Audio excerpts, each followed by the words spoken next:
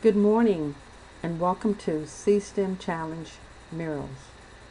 I'm Sarah Trotty and I'm happy to work with you and walk through the process of producing the mural.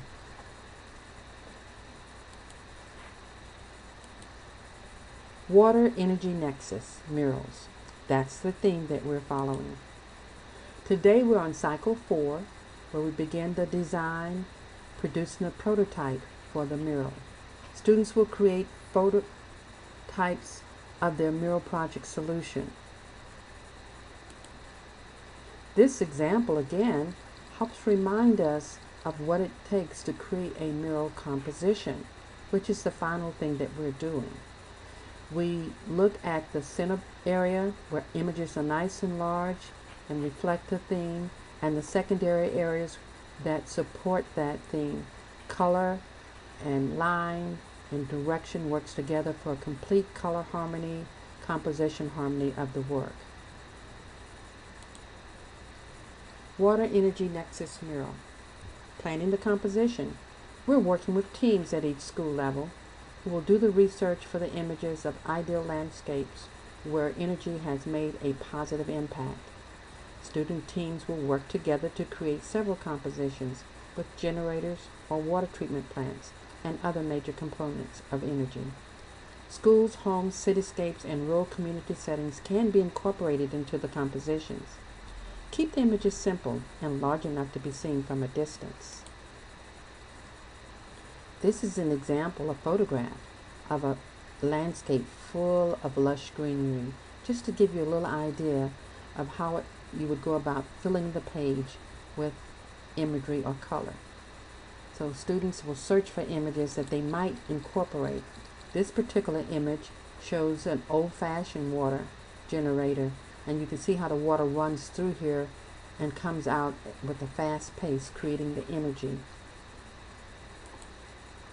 This is a cityscape, a very vibrant, bright colored cityscape. But let's note how you can simplify that for a drawing and create the compositions we're talking about. Students are encouraged to research the topic before engaging in the plan of the compositions for the murals. A few websites are listed below. I'll go through just a couple examples. This mural, for example, and let me move it over for you here. This example talks about water energy as a renewable energy source.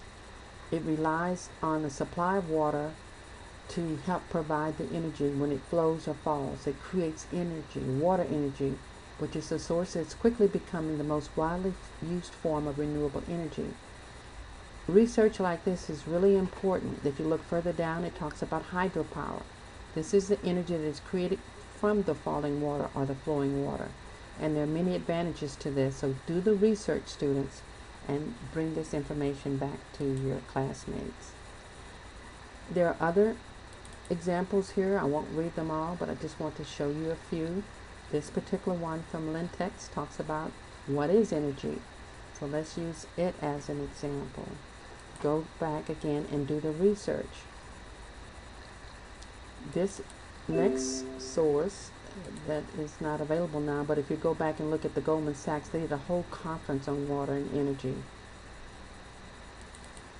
Now let's take a look at some energy sources. These are various ways water have been contained by dams or other structures to create water energy. Let's look at this one, for example, and you see how the water flows over and creates energy. Just want to show you maybe one or two more, and then we'll move on. See the water that moves over this turn, and actually the water itself is turning this wheel. So all of this is a source of energy. Once you've done this research, you're ready to begin to do the prototyping. Students will then design a solution, and we suggest using imagery to create a mural according to the school level that fits the canvas. Well, the school level has a theme, and then you want to make your topic fit the canvas that's been provided for you. As we look at this particular mural, you see how the animals have been reduced to very simple geometric forms, mathematically produced shapes, cones and spheres, geometric squares, rectangles, and bright color. So simplify your images. Let's talk about these group assignments. Canvas mural constructions for one team, research and reporting for another team, producing the sketches after talking with your researchers is another team, and then finally taking these sketches, coming up with the decisions and talking about the revisions and making those revisions should be another team. Finally, transferring this mural, enlarging it and transferring it to the canvas that has been produced could be another team. Now we'll talk about the mural challenge. Each individual school will create a mural on the canvas according to the assigned topic of water energy nexus, using the canvas that's made of the muslin material that's provided. The mural must be accompanied by a one-page typed short story that's 12 font in size and double-spaced, which tells the theme of the masterpiece that's created. The elementary school mural will be 34 inches by 71 inches. The 34 inches because we're using one width of the material, and the 71 inches is the length that was cut. The theme for the elementary school is clean water and energy nexus, meaning that you're going to research all the ways of keeping water clean. The material used will be oil pastels, and I've linked a couple of places here to show you how to produce this. We'll take just a minute or two to look at this. There's only one reason for flying, and that is speed. Get to the... Welcome back to another video tutorial brought to you by thevirtualinstructor.com. Today we're going to be using oil pastel. We're going to be drawing an apple. I'm going to start off by just drawing a shape for my apple. And I'm just going to use a basic red, a primary red. This apple is going to be a red apple, so I'm going to start off with a red color. And I'm just very loosely making the shape of that apple. I'm not trying to get the details perfect. I'm using very loose strokes with my hand. You can see the way that I'm holding the pastel. I'm just putting down information on the apple a little bit at a time. Now I know my light source is going to be coming from the upper left-hand side, so I'm going to go ahead and start putting in darker values a little bit on the bottom part of the apple. I'm just going to let that red be a little bit more intense on the bottom left-hand side of the apple. As I get close to the ridge that goes around the top of the apple, I'm going to stay away from that a little bit right now because it's where my highlight's going to go. Now I'm going to get a red-orange color and start making that red just a little bit more intense. Oil pastel techniques are very similar to colored pencil techniques. You're going to want to layer your colors and mix your colors, of course. You want to slowly build up the color so that it looks like paint. Taking your time is important. And if you, with colored pencils, you should outline last. If you like to outline with oil pastels, it's similar. You define the outline at the end. Now I'm going to grab a little bit of yellow ochre, and I'm going to start to go over some of those colors. Yellow ochre is a lighter value, so I'm going to let it go up to the top of the ridge a little bit. And as I'm working, I'm going to put a little bit more pressure on the material and let some of the colors start to blend. I'm working from the left to the right, trying to keep in mind where my light source is coming from. An apple has really bright... Alright, we're going to skip on to part 2. Welcome back to part 2 of the oil pastel video tutorial brought to you by thevirtualinstructor.com. On the last left here, we're adding a little bit of yellow-green to the apple. That's going to make it look a little bit more natural.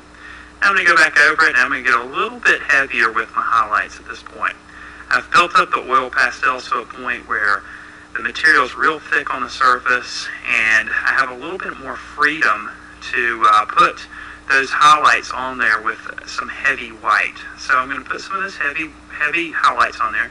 I'm also going to take the white and bring it down and let some of the colors underneath blend with the white. That's going to give us a little bit more of a highlighted side. It's going to make our... Alright, we're going to go back to our chart now. I just wanted to give you a little bit example of how you can begin to use that material. The high school, let me go back.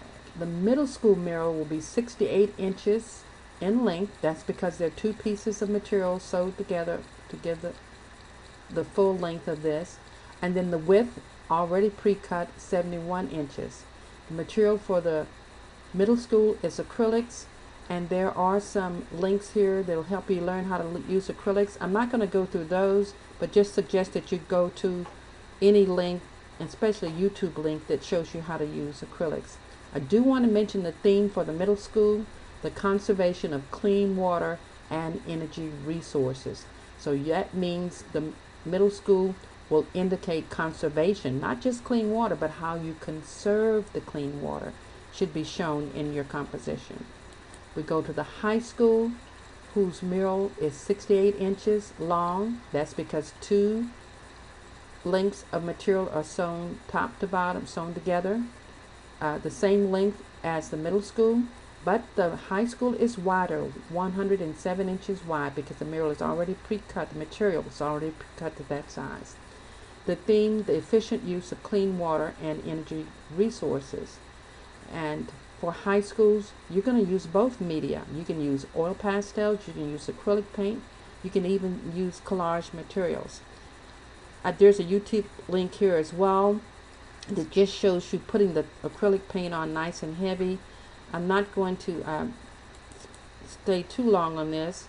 It just gives you a little bit of abstractly putting the paint down so you can get a sense of how color and acrylics work. So what I'm going to do now is just do random paint, texture, stuff, all over the page, and then develop shapes in that painting. And I think where a lot of people get in trouble when they're trying to go to a less literal way of painting is to worrying too much about the technique of developing, the textures, and not then remembering to discipline the textures into shapes. So what I'm going to do is just maybe. All right, we're going to go on back to the slides now so that we can move on through this. Let's talk about assembling the mural selections or sections. Each mural will have a 2-inch hem, as we mentioned, and a 1/2 inch around all of the edges. And when you're putting two of these together, you're going to use a 1/2 inch seam on both sides. So again, the middle and high school will join two panels together first to get the 1/2 inch in the middle, and then the 1/2 inch on the two sides in the bottom. And let me just show you an example. This is an example of two pieces of material together. It's the top and the bottom, and this is where the two have been seamed together. That's for the middle school, which is 34 inches. I'm sorry, elementary school is 34 inches, which is just this length. The middle school is 72, which will be this length. And we'll look at the next slide. How do you hem? You can see a 1/2 inch has been folded under, and then the whole 2 inches folded over and pressed down so that these can stay right in place as you're working. This shows it being pressed. This shows the seam being sewn down. You can hand stitch this first and then machine stitch it later. Once the canvas has been produced, and this shows a high school piece sewn together, then you want to coat this with acrylic paint, white acrylic paint. Now, white acrylic paint was not provided for you, but you can find that easily anywhere, and so we suggest that you find some paint to coat your mural, and that's going to make your surface a good surface to receive your media. Let's talk again about teamwork. One group will construct the canvas, another group will do the research, another will do the design and composition of the mural. And then maybe there are some people who are really good at helping to do the painting. Some people like to draw and some like to paint. And then you certainly need to remember a team that's going to write a summary of your theme.